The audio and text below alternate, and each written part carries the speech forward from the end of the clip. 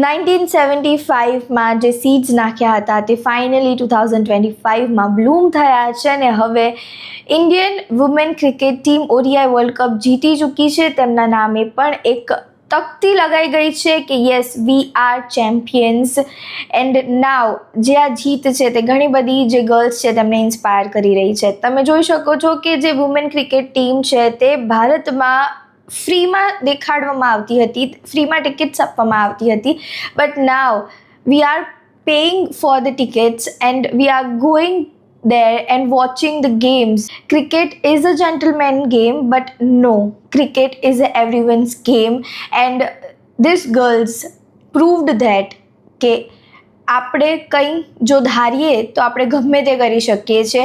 Women એમ્પાવરમેન્ટને લઈને એક સૌથી મોટો જે એ લોકોએ એક સંદેશ આપ્યો છે તેને જો સમજી જઈશું તો મે બી જે ઇન્ડિયાની ગર્લ્સ છે તે કયા મુકામે હશે વી કાન્ટ ઇમેજિન.